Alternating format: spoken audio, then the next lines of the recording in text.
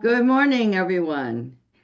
Good morning from Washington, D.C., and welcome to the U.S. China Education Trust's November China Connections Program, Diplomacy in an Age of Competition, Preparing for the Future of U.S. China Relations. I am Julia Chan-Block, Executive Chair of USET, also its founding president. And I am delighted to introduce this conversation that could not be more timely. For decades, diplomacy was the quiet workhorse of U.S. China engagement. It helped manage crises, build understanding, and sustain communication. It helped manage crises, again, when trust was thin and politics tense. Today's strategic competition defines the relationship, and diplomacy itself seems under strain.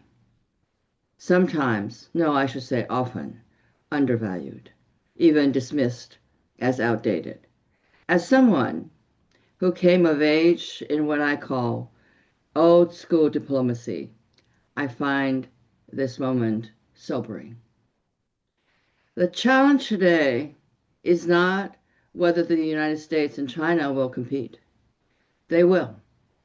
But whether we can manage that competition without conflict and still find room for cooperation on shared global challenges. This new U.S.-China relationship forces us to ask, what space remains for diplomacy? What does effective diplomacy look like when trust has eroded?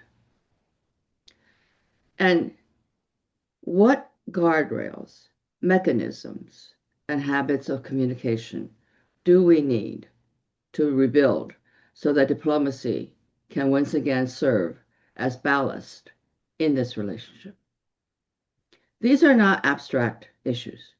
They go to the core of whether the world's two most powerful countries can manage competition without catastrophe, whether we can avoid the self-fulfilling prophecy that rivalry must lead to conflict.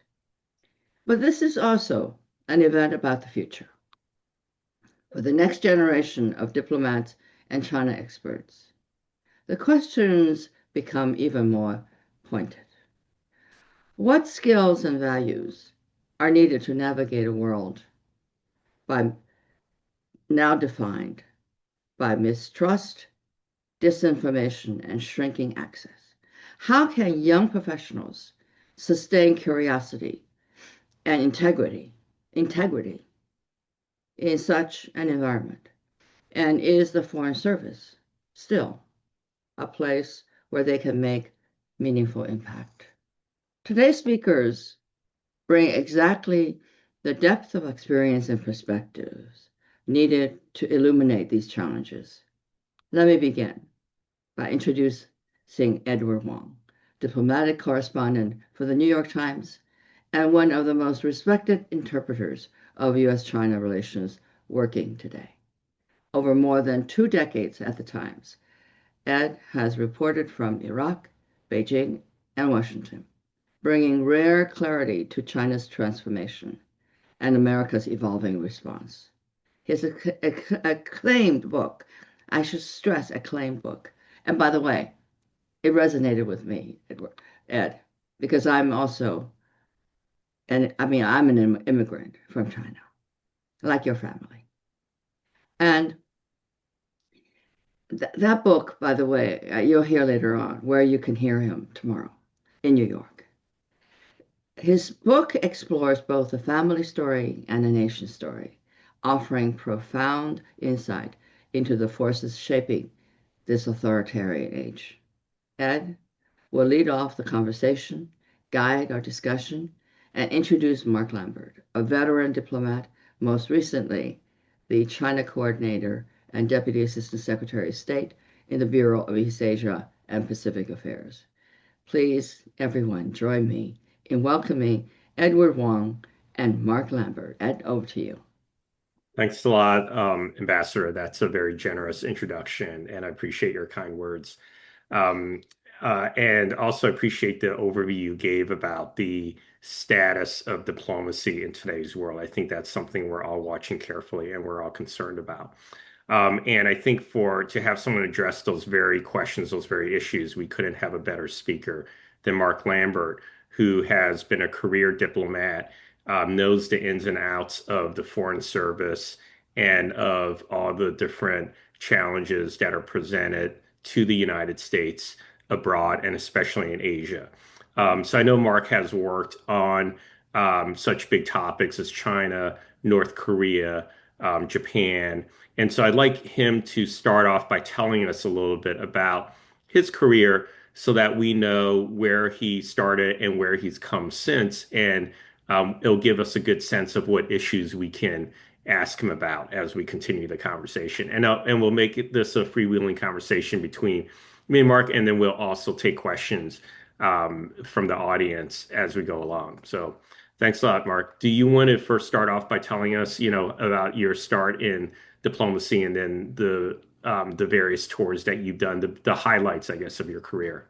Sure. And first off, thank you to USET and to Ambassador Block, to UED, to Rosie and others for putting this together. It really is a treat to have this opportunity. By way of introduction, I retired at the end of January after a 35-year career at the State Department.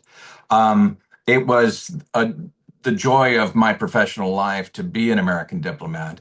I spent the lion's share of my career in East Asia. My first tour was in Bogota, Colombia during the Pablo Escobar days, and I was a weapons inspector in Iraq between the two Gulf Wars. But other than that, I spent my entire career in East Asia.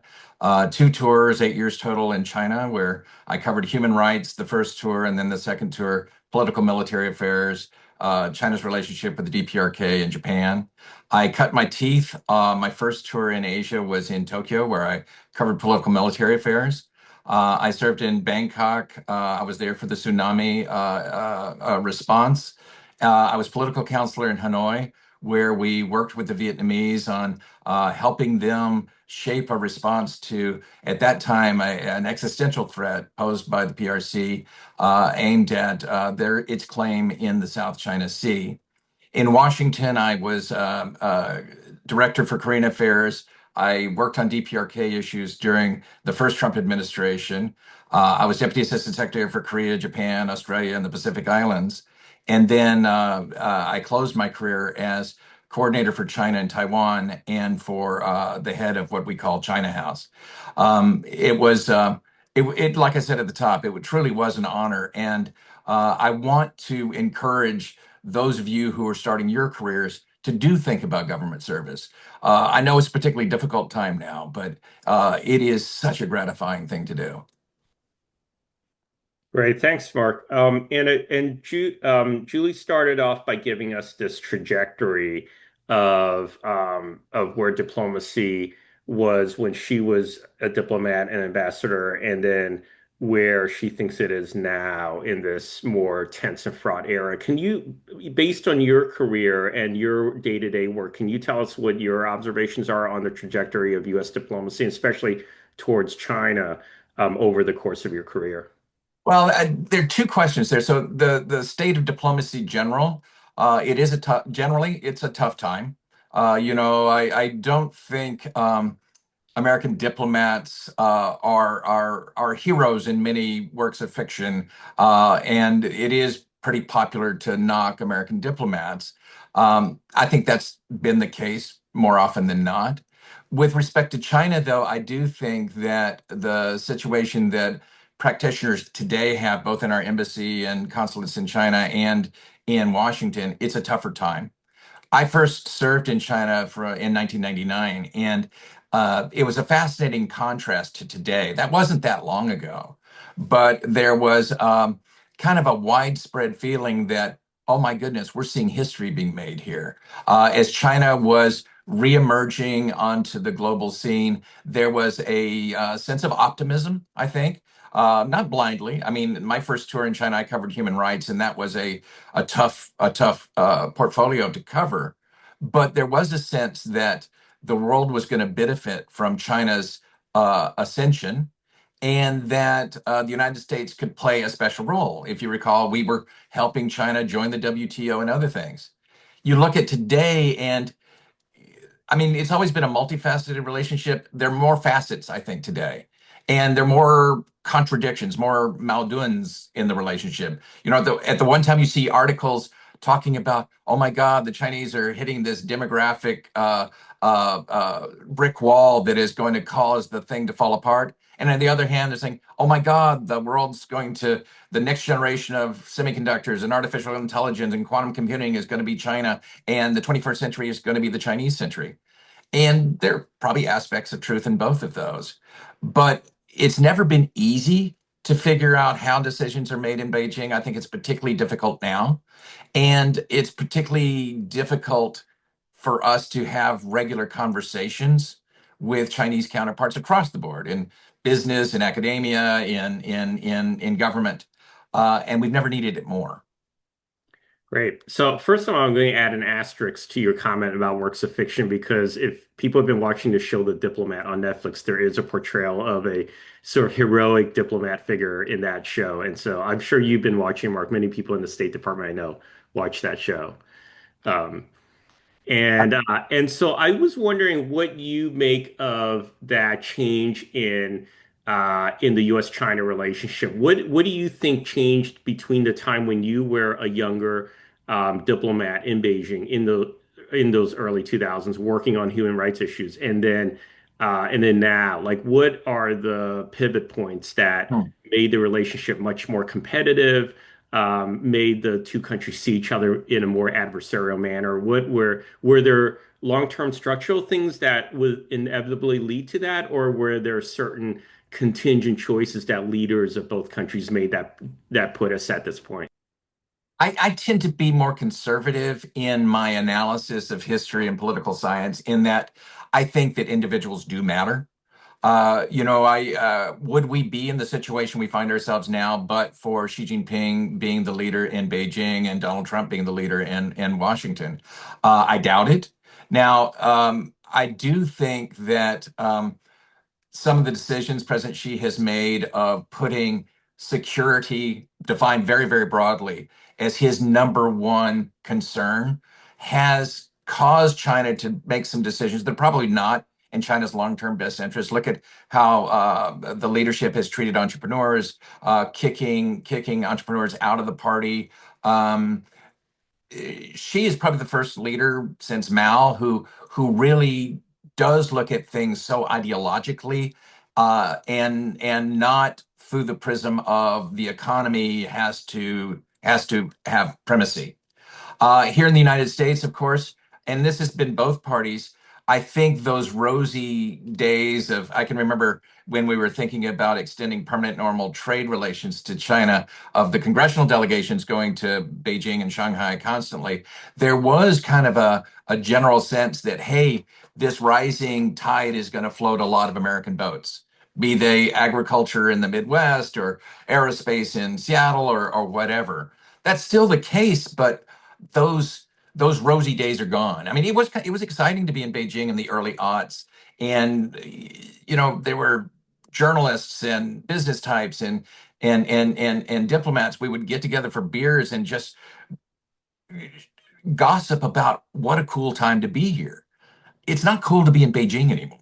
It's a lot more difficult place to work, and I think that's caused some of it too. The sense of being burned too many times, both in business and in government, I think is prevalent. The business relationship and the commercial relationship always served as ballast in the relationship. It would keep those of us who were working on the security side of the relationship kind of honest. That people in the business community or treasury or elsewhere would say, you can't go too far down this path because we're so interconnected. There's less of that today than there was. Right. And I remember those days that you were talking about, Mark. I mean, I first went to study in Beijing in 1996, then went back for travels in the 90s and moved there in 2008 for my tour in the New York Times Bureau. And at that point, everyone thought that Beijing was the center of the world. People were coming from all walks of life, and from America were coming there. And it felt like this very, fertile place where people would trade information, hang out with all kinds of both Chinese and expatriates, and talk about the future of the country, and which seemed to be up for grabs at that point. But now, after say 2012, it seems like the trajectory of the country in general, the sort of governance model, the approach of the leadership towards business, towards private entrepreneurship, and then towards the military competition with the U.S. has been set. And I'm just wondering if that you perceive it that way as well. And then you mentioned you worked on South China Sea issues, um, with regards to Vietnam and China. And I feel like that was a pivot point in terms of like the perception of the American government and starting the Obama administration towards what Beijing's ambitions were in the region and its military buildup. Can you talk a little bit about that? Yeah, absolutely. That is a huge difference. I served in Japan when we had a crisis over Taiwan in the mid 90s, and we happened to have an aircraft carrier go through the Taiwan Strait, which helped tamp down that particular crisis. There was a sense when I first started working on Asia issues that yes, China's a nuclear power. It's a member of the Security Council. It has a big army, but this is manageable in the way it had been for several decades prior. Look at what's happened since then. China is, at least in terms of number of hulls, the largest navy in the world.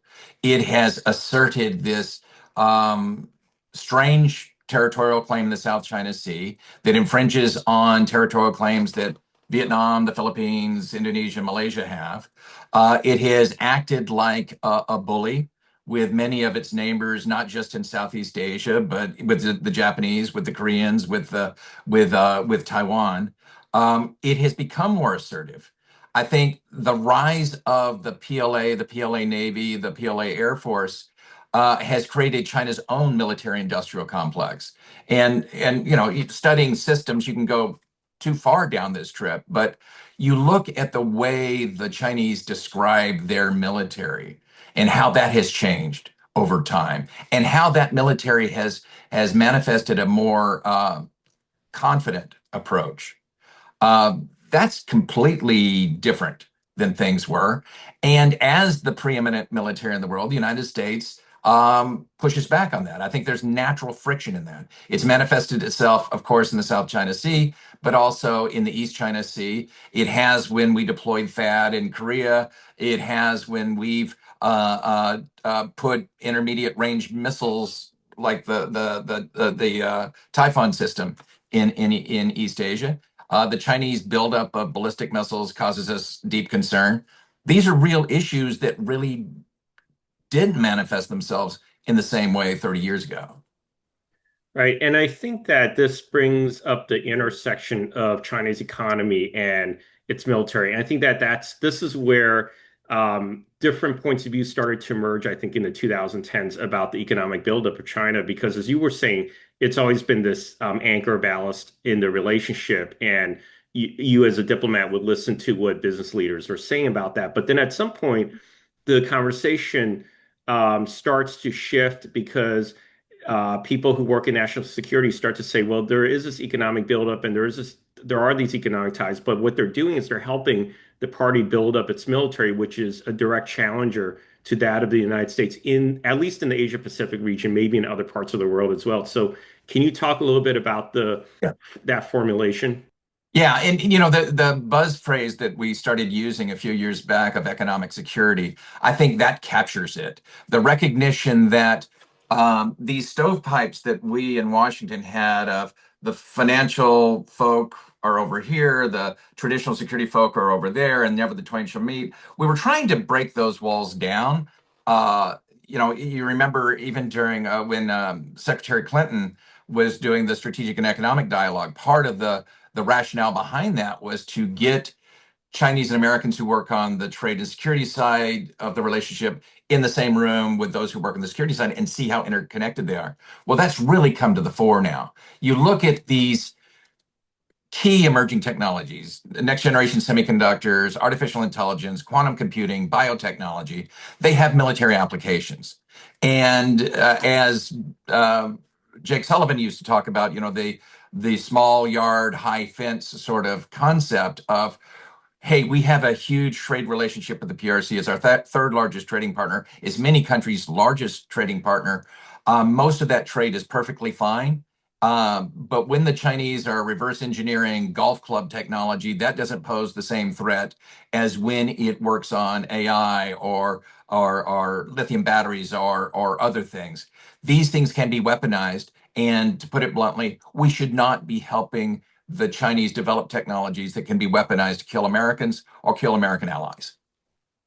And you're watching the evolving discussion on these issues and on trade issues between, from in this transition from the Biden administration to the first year of the Trump administration. Where do you, the second Trump administration, where do you think that both President Trump and some of his advisors stand right now in terms of that, the semiconductor issue, other sort of stances on export controls, and then, of course, the broader trade war that they're talking about? We've seen some evolution in the diplomacy over the past year.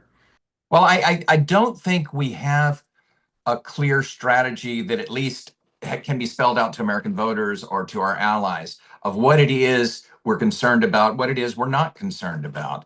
It was never perfect, but under the Biden administration, we did have an Indo-Pacific strategy, and into that nestled a China strategy. And it was pretty easy to explain what we were trying to do across the board. I know many members of Congress from the GOP are very, very concerned about the economic security of the United States and these technology issues. But there are counter wins to those, many coming from business. You saw the relationship the president has made with NVIDIA and with Intel. These are different than what we saw at the end of Trump 1. They're certainly different than what we saw under the Biden administration. I hope there's more clarity coming out of the White House about where are our deepest concerns. I think industry needs that. But I think the security forces need those, diplomats need those, and our allies need those. We were deeply concerned about maintaining an edge on some of these technologies. I haven't heard that spoken about from senior administration officials in the way they did even during the first Trump administration. Right. And what do you make of the tariffs, whether you think there's a broader strategy behind them? I mean, people who try and interpret Trump in the most rational way say, oh, what he wants to do is try and bring back manufacturing to the US because the loss of manufacturing meant the loss of American power in a certain way, and as well as the loss of jobs and the economic well-being of certain communities in the US. And so he looks at China. He says China ripped us off on trade. They've cheated by WTO rules, and so they are able to undercut much of the world in their manufacturing industries. And we need to bring some back to the U.S. for jobs as well as for our economic security. Do you think that there is a broader strategy, and do you think that it is realistic to think that the U.S. could bring back some manufacturing that has become rooted in other parts of the world? Or do you think that the formulation that the Biden administration put forward, the small yard, high fence type of formulation for very specific targeted industries, is more realistic? Well, there's a lot in that. I am concerned about how we've hollowed out certain key sectors of the economy. For instance, shipbuilding. We do not have the capability as a military to build ships in time of crisis the way we did. I think the president's desire to work with Korea and bring some of that into the United States, President Biden was very supportive of this. I think that's a good idea. That's for national security reasons. I think there was a recognition that the ecosystems created by a manufacturing system are good. You get knock-on technologies by having industrial parks.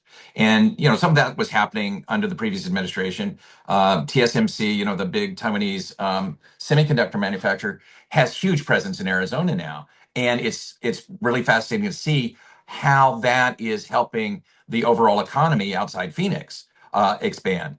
But let's not kid ourselves. Manufacturing, even in China's auto sector, does not employ many people. It tends to be done by robotics. It's not going to be this big panacea for underemployed or unemployed in either of our countries that it was.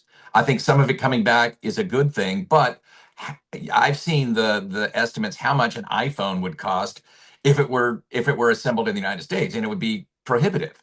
We benefit from being a well-paid people with a high standard of living. There's certain types of manufacturing jobs that just don't make sense to come here. Getting to your bigger question of, is there a method behind the tariff madness? I don't see it. One day we're doing tariffs across the board. The next day we turn them off. The next day we remove tariffs on agricultural goods. It doesn't seem to be part of a master plan. I think that's part of the problem. Is I don't think tariffs are by definition a bad thing, but how can you plan if you're a business person or if you are one of our strategic allies? How can you plan with this complete uncertainty? It's not sustainable long term, and the effect on our economy. I mean, I read the same stuff you do, Ed. It's kind of frightening what we may be looking at in the months ahead if we don't temper some of this. And how do you interpret China's recent hitting back on some of the U.S. policies with the rare earths threat? What is it? Did that take you by surprise? Did it take people working in the government by surprise? And do you think that that tells us something about the way that the party or the government envision, the tools that they can use going forward in the future? Chinese are not afraid to use leverage. They never have been. And they will use it to the maximum in a negotiation or in a trade relationship. We saw a taste of this. Remember, this isn't the first time they've weaponized rare earths. The Japanese were on the receiving end of this back a while back, and maybe again with the present challenges going on between Tokyo and Beijing. It's been no secret. You look at what we started doing a few years back at the end of the first Trump administration, recognizing that strategic resources, metals, rare earths, inputs, it's not in any of our best interests to have one country control them all. So all that supply chain resilience and diversification that is underway, we're still probably several years away from that happening. And the Chinese can throw monkey wrenches into this by just lowering the cost, making it so cost prohibitive to find other sources of these things. We're in a pickle right now, and it's one of our own making, and the Chinese aren't afraid to use their leverage. So no, I wasn't surprised that they use, and I don't think many people were. But I think it's something that American voters need to be much more aware of about how interconnected we all are and how all the stuff that makes the 21st century possible depends on these inputs that we don't have control over. I'm going to change tack a bit, and because I want to talk about the day-to-day work as a diplomat. As as someone who covers diplomacy, I often wonder about that. I don't get the chance to shadow diplomats. I just write about sort of their pronouncements, or if we get sort of text of cables, we can write about that based on that. But I'm wondering, like, can you tell us a little bit about what the day-to-day work of a U.S. diplomat who's out in the field in a mission in China, for instance, or Japan or Vietnam does versus what the day-to-day work is like when you're in DC? Well, it's very different being in Washington and being overseas. It's much more fun, frankly, being overseas. I used to remind myself that, I'm a public servant and the taxpayers are spending a lot of money to train me and give me the skills that they train me to use. And I'm supposed to use those by being out of the office. And so, particularly as a younger officer, try to spend as much time possible getting to know a wide variety of people in whatever country I'm posted to. In China, of course, that was never easy, but Chinese are wonderfully warm and gracious people. And just getting a sense of the mood of people in various parts of the country. And of course, knowing what your portfolio was, I was working on human rights issues in the early aughts, and meeting these brave individuals who wanted to have more of a say so on things ranging from how to handle environmental dumping in their backyard to how to combat family violence to labor rights to rights of religious minorities and others. Um, some really brave people were willing to talk to me. And you always had to remind yourself. I've worked in a couple of more authoritarian countries, kind of the diplomatic Hippocratic oath of do no harm. The story's not about me. I am a conduit. I am, when I'm dealing with foreign diplomats, part of my job is to make sure that they, honest to God, understand our concerns, our policies, our goals, but also try to pull from them their concerns. And it's easy to say promote mutual understanding. That's a hard thing to do. You really have to get to know other people and a variety of other people, because China is no more monolithic than the United States is. You're going to find, hawkish people, more dovish people in a wide range. So a lot of that, just getting to know people and then investing the time. I was a diplomat for 35 years. I mentioned about the shuttle diplomacy that's going on between Tokyo and Beijing right now. I took heart that the Japanese dispatch to Beijing, Kanai-san, is an old friend of mine. I've known this guy for 25 years. We've worked on DPRK issues. We've worked on other things. I have a degree of trust with him, and I know how he operates, and he knows the same about me. There's no substitute for that.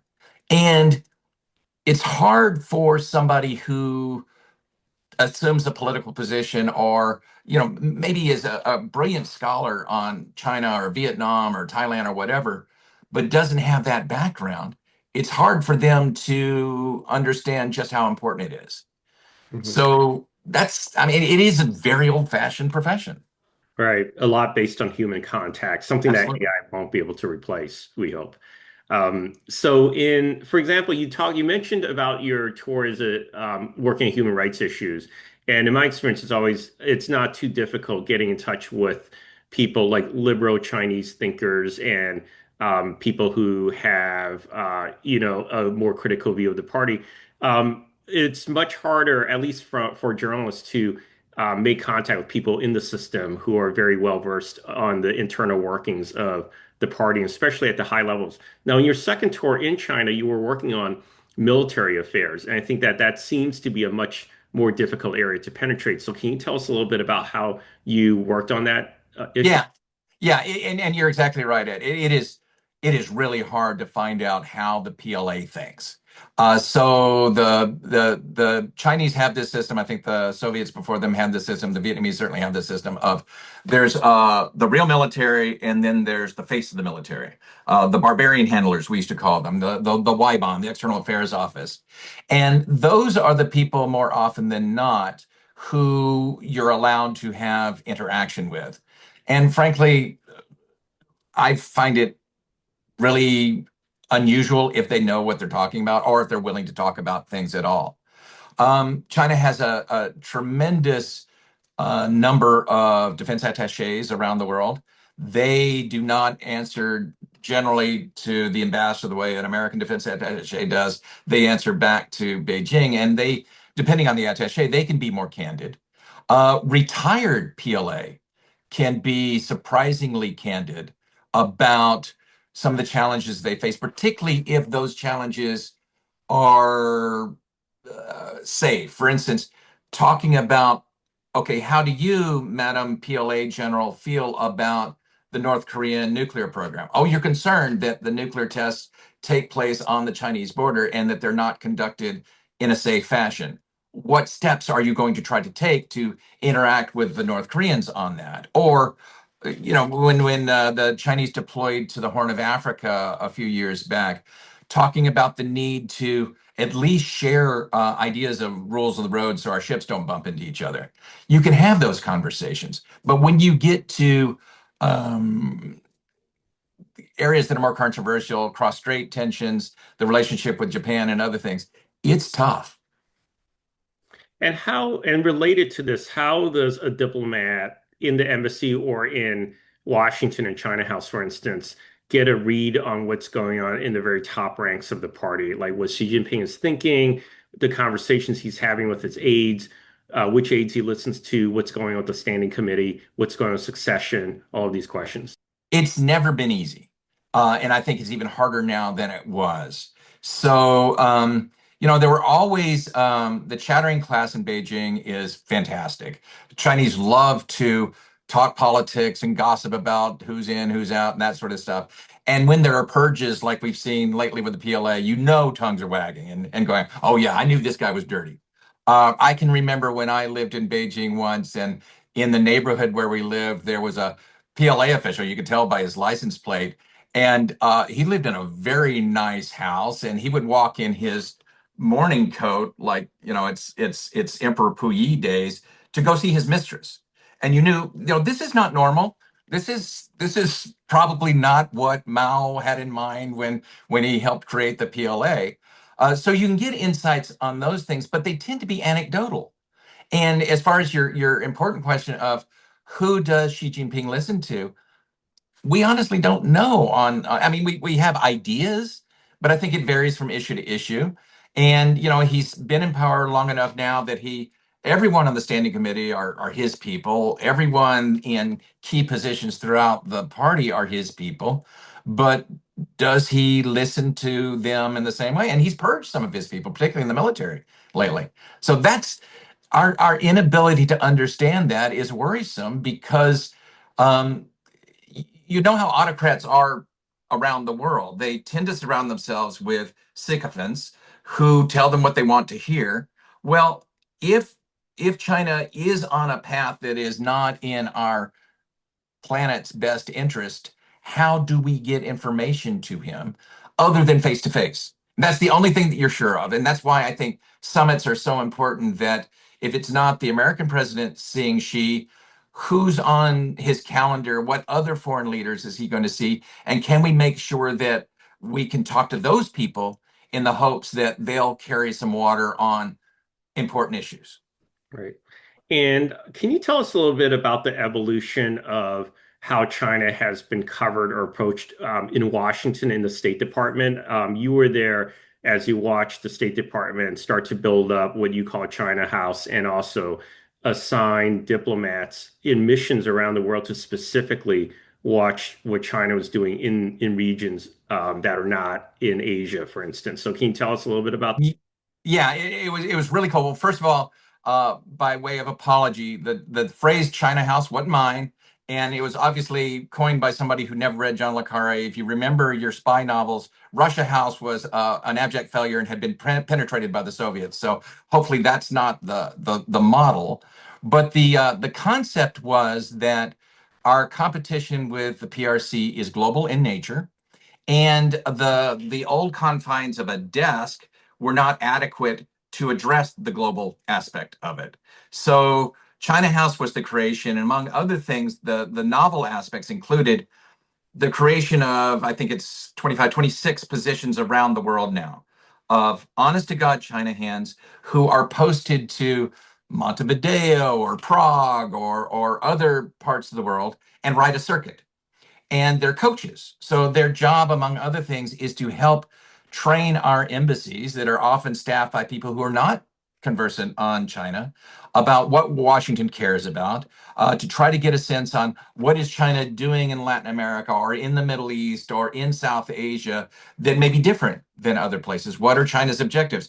What should we be concerned about? What should we not be concerned about? We also had, working with the now disbanded U.S. Agency for International Development, a fund of quite a substantial amount of money to do some seed projects, conferences or studies or other things around the world. This was pretty cool. It also helped to bring together various parts of the State Department. So each of the geographic bureaus, be it South Asia or Europe or Western Hemisphere affairs, would have liaisons who would work with us and would help us, do what I think Americans do at our best well. Um, we could talk intelligently about China. They could talk intelligently about how to get stuff done in South Asia. Let's put our heads together and come up with a regional strategy for combating something we're concerned about or knowing more about something we need to know more about. And then also bringing in detailees from other parts of the U.S. government, because China House was the State Department's response to the national security strategy that named China as our pacing strategy. But other parts of the U.S. government were doing similar exercises. Let's make sure we're lashed up with them. So it was unique. I used to like to tell folks that back in the Cold War, it didn't matter if you were an American diplomat in Botswana or Bolivia. American diplomats needed to know what the Soviet Union was doing. I think the same thing is true with respect to China. Now, that doesn't mean that your bilateral issues with Botswana or Bolivia are any less important. They're very important, but you've got to add this to your toolkit. And so let's make it easier for the practitioners to do that. And when you're stationed in missions that are not in China, you're obviously interacting with diplomats and officials from the host government, but you're also in touch with Chinese diplomats as well in those countries. I think you've had that experience. Can you tell us a little bit about what that's like when you're interacting with Chinese officials overseas? Absolutely. Over the course of my career, it has been real impressive. The caliber of Chinese diplomats has just grown dramatically. Now, back in the day, unless it was a neighboring country or a traditional friend in Eastern Europe, Chinese embassies tend to be kind of sleepy places. They're not anymore. Very frequently, the dean of the diplomatic corps in a country, and that's based on time spent in country, is a Chinese official. Oftentimes, he or she has spent multiple tours in that country. Young Chinese diplomats speak the language well. They're very urbane. I see that in international organizations. I noticed that when the Chinese Foreign Ministry's International Organizations Bureau really took pains to identify young, talented diplomats and put them out there. And so these smart, cosmopolitan diplomats are more self-confident, and you can actually engage with them. I mean, our mission in New York deals with them all the time. Our mission in Geneva all the time. And in the course of my postings in other places, I would see Chinese diplomats in other places, and they want to know what we're doing. They want to know what our objectives are. Strangely enough, I can remember back in a coup in Thailand, meeting with my Chinese counterpart, and we would both laugh about, both of our countries kind of overthrew a monarchy. I don't get this whole monarch thing in Thailand. What do you think of it? It was kind of fun. That's funny. So I see there's some questions related to the topics that we're talking about. And the first question asks for your view on the deterioration of the relationship between Japan and China. You touched a little bit on Japan-China relations earlier. And I know that you approach China also from the perspective of someone who's worked closely with Asian allies of the United States. So can you talk a little bit about that? And then maybe try and answer this like bigger question about Japan and China relations. Well, it's kind of baked into my DNA to value our alliance structure. I think it is just such an amazing asset the United States has. We have those 7 allies. NATO, I count as one. The Rio Pact is the one everyone forgets about. But you look at the Asia Pacific, it's Japan, Korea, Australia, Thailand, and the Philippines. And among those, no offense to the others, I think the alliance with Japan is the most important in my experience. You look at our Indo-Pacific strategy, that term was originally a Japanese term. The relationship that started very much as a big brother, little brother relationship after the war is much more a relationship of equals. Because of history, because of the atrocities in World War II, the Chinese are not reluctant at all to beat up on the Japanese. It's a very fashionable thing to do. In a day when most of that wolf warrior stuff seemed to be going by the wayside, I think it was shocking what the Chinese consul general in Osaka said about Takaichi-san, the new prime minister. It's a difficult time they're in. I think they'll weather it, but I don't think it will end quickly. And the economic fallout is going to be fascinating. Japanese investment in China has declined dramatically, as has U.S., as has European and others. Um, are the Chinese going to risk more of this? If past is prelude, probably. I have a follow-up question on that, which is obviously one of the big initiatives in the Biden administration was to stitch together these different networks of alliances or strengthen the networks of alliances in Asia. Sometimes they created new trilateral settings, and sometimes they strengthen bilateral alliances. And I'm just wondering, and when I would speak with Chinese officials or diplomats about it, they would say, "Oh, the U.S. is trying to encircle China or contain China." And this is an obvious objective of theirs, and they want to keep China down. How do you balance, as a diplomat, how do you balance working on an initiative like that and assuring China, trying to assure China that you're not trying to hobble China's growth, whether it's economic or military or diplomatic? Well, it's important that we explain to the Chinese. For instance, I remember I was sent to Beijing in the lead up to the summit in San Francisco to talk about maritime issues at the time when there's a lot of friction between the Philippines and the Chinese, and there's a lot of dangerous rhetoric coming out of Beijing about acts of violence. And my message was pretty clear. We do not want you to miscalculate. When you do stuff with Vietnam, it worries us. When you do stuff with the Philippines, it could call into play our treaty alliance with the Philippines. The United States is treaty obligated to come to the defense of the Philippines in certain situations. You do not want to get crossways with that. And like I said earlier, this is such a strength our country has.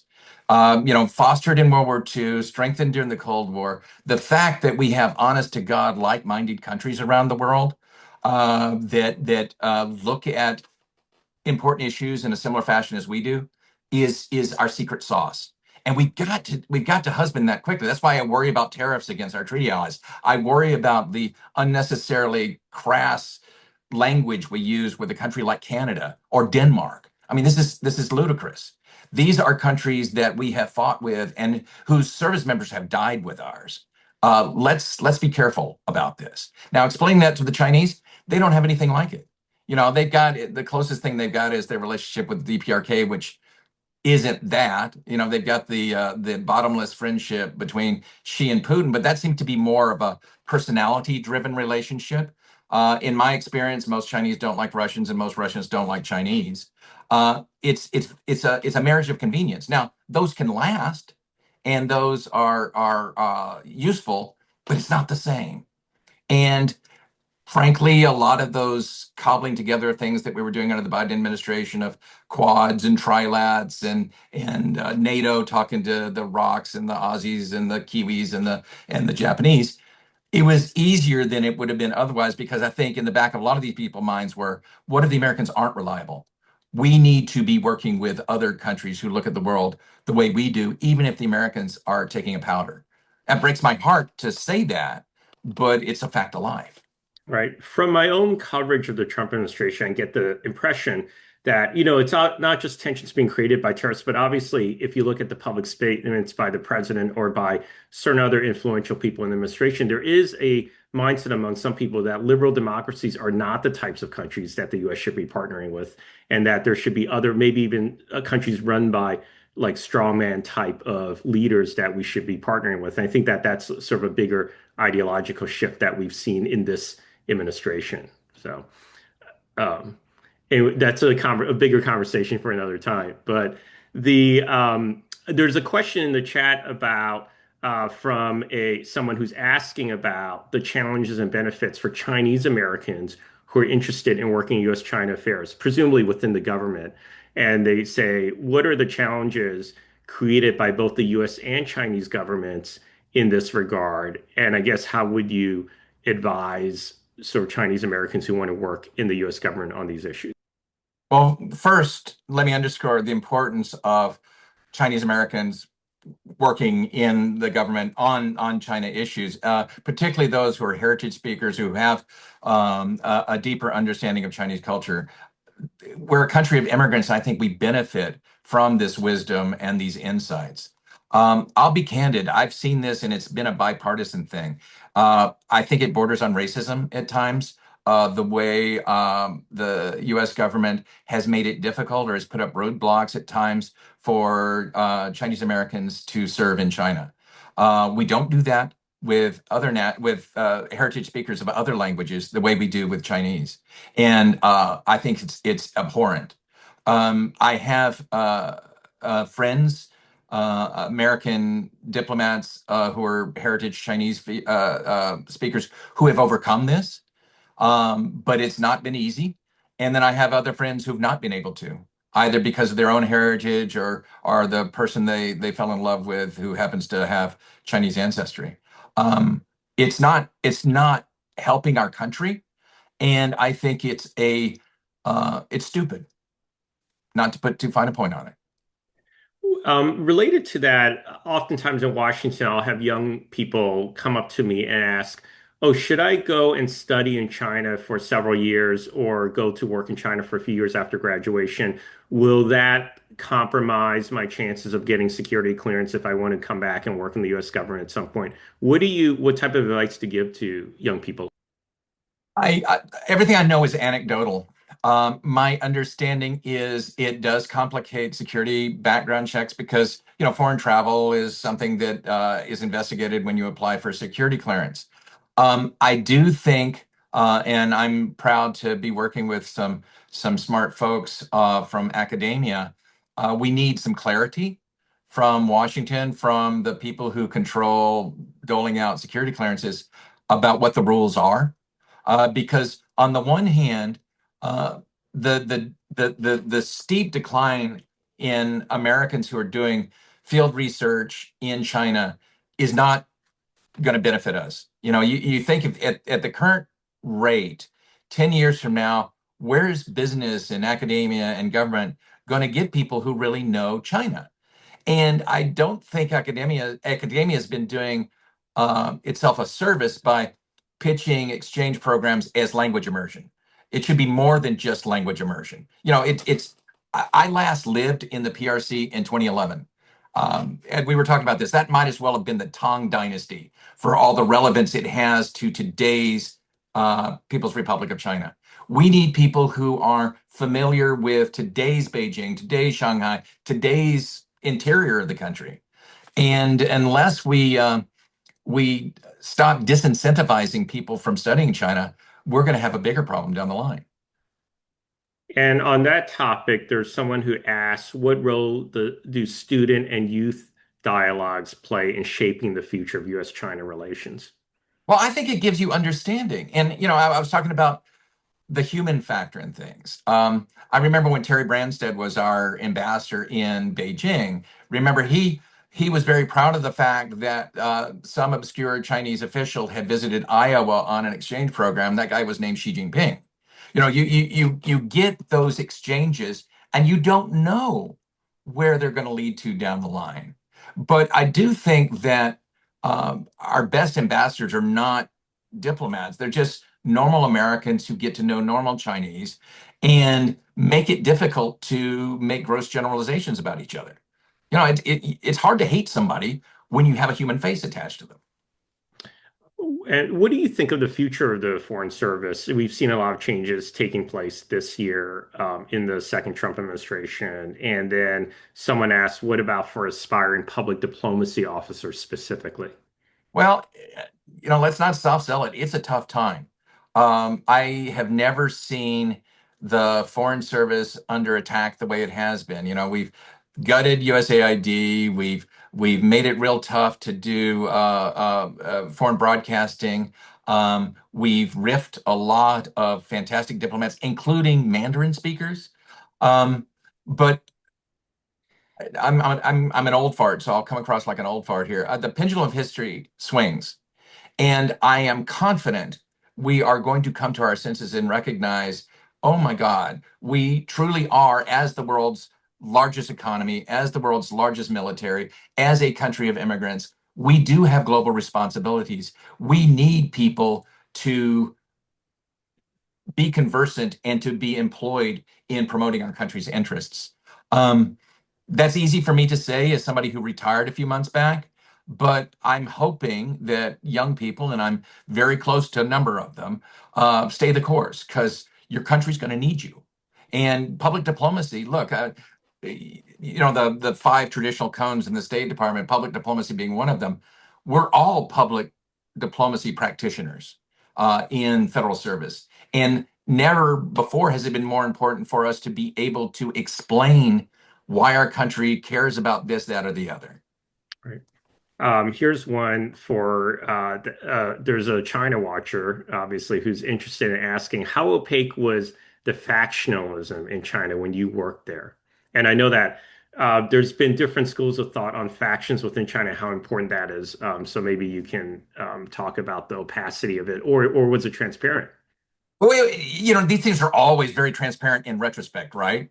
When you look back at, because I can remember, Jiang Zemin and his faction, and then the Hu Jintao faction, and then suddenly the Xi Jinping faction. I remember Washi Lai and all that stuff going on. It's very Games of Thrones-ish, and like I said earlier, Chinese love to gossip about these things. Now, the real difficulty, and it's probably true in journalism as well, is does this guy know what he's talking about? But yeah, factionalism, it's a thing. It's a brutal system. It is just a brutal system. In order to get to the top in that system, the compromises you have to make, it's incredible. And that's going to create enemies and factions and loyalties. You see that in the military where you'd have to you get a promotion, you have to hand a gift envelope to your commanding officer, and he or she in turn has to send it up the chain. That's just the way the system works. One person asks, how important do you see private sector and commercial cooperation in the overall stability of relations? You talked earlier that it was a ballast in relations, and you were referencing that in the past. What about now or going forward in the future? I think it's far less a leavening factor. Just a lot of businesses have been burned, and not just American. I mean, Koreans, Japanese, European as well. As China continues on its self-reliance shtick, and as the rest of the world is trying to diversify supply chains, this is probably going to continue. It's a poor metric, but I used to always talk about when you go to see our embassy in Beijing that the largest office of the Foreign Commercial Service, which is the overseas branch of commerce, was in Beijing, and it was quite a bit larger than any other. Well, that's no longer the case. Its largest office is now in Delhi. I think that's reflective of where we're going. And with fewer Americans with a stake in a stable bilateral relationship for economic reasons, there's no counterweight to the more hawkish voices. And you need to hear them all. Right. And stepping back, one person asked, what do you see as the biggest differences between the Biden administration's China policy and the Trump administration's China policy? And then there's a related question. One person asked, have you heard whether the Department of Defense, or nicknamed the Department of War, has whether the upper tier leaders there have told officers or officials not to refer to China as a pacing threat anymore? As we know, in the Biden administration, that was a term that was often used in the Pentagon. Well, I going to your first question, like I said before, having a clearly spelled out Indo-Pacific strategy made all of our jobs so easy because we had a handbook. We were able to see what are our goals here, and it was really easy to talk about. Yes, we've got problems with Russia and Iran and Venezuela, but only one country has the economic, the military, the diplomatic heft and desire to fundamentally change the post-World War II order, and we need to defend these things. That was really easy to wrap my mind around. We do not have that now. And I think there are different factions. And you hear the gossip about the national defense strategy, that some people want to be much more isolationist. Other people think we need to be Western Hemisphere only. Other people say, no, no, no, we need to look at China, and that means we can't look at Ukraine and Europe. And other people say, no, we are the big power, and we have global responsibilities. Those are mutually exclusive. And where are we going to come out on this? I, I don't see this White House clearly spelling that out. And that's going to make it really hard to conduct foreign policy. It's going to be really hard for our allies and like-minded countries to work with us because we can't really spell out where we're going. And then we'll end there. But the second question, had you heard anything about whether pacing threat is still a relevant term? Oh, I haven't. It wouldn't surprise me just because, yeah, both parties do this. You can't use the other person's terminology. And because the former SecDef used that pacing threat thing, which I always found kind of clunky anyway. I had to learn a lot more about horse racing to understand what a pacing threat is. Thanks. Thanks, Mark. Thanks to Ambassador Chang Block as well for her great introduction. And also thanks to the audience for listening and for these amazing questions. There's like a half dozen other questions that are great that we didn't get a chance to get to. So hopefully in a future setting, we will. I think, Rosie, did you have some remarks? Yeah, well, on behalf of the U.S. China Education Trust, I just want to extend a huge thanks to Mark and Ed for a really fascinating discussion. As Ed noted, there's some great questions that we did not get to, which but really appreciate the high audience engagement and the really thoughtful remarks from Mark and Ed about the state of play for U.S. China diplomatic ties and some I think encouraging advice for next generation folks who are interested in a career in diplomacy. So enormous thanks to you both for joining us and for the audience for staying on. Just a few notes before we leave. This video will be recorded and be posted on our website. USET holds a monthly series, China Connections, which this is a part of, that features folks with expertise on China to help encourage more interest in China based on a firsthand understanding and to help explore what a career in the China field looks like today. So for anyone interested in staying up to date with what USET's doing and future programs in this series, please follow us on social media, on our website, and our newsletter. And for those who want to hear more from Ed, who will be, who not only is a correspondent focusing on diplomacy, but an author himself, he'll be in New York tomorrow night at 6:30 at the Museum of Chinese in America talking about his book, Age of Empire, which, as Julia mentioned at the top, traces his family story from China to today. So we hope folks will continue to engage with Ed and follow his work as well. And thank you all for joining. So thanks, Mark. Thanks, Ed. And we'll end it here. Thanks, Rosie. Take care. Thanks, everyone.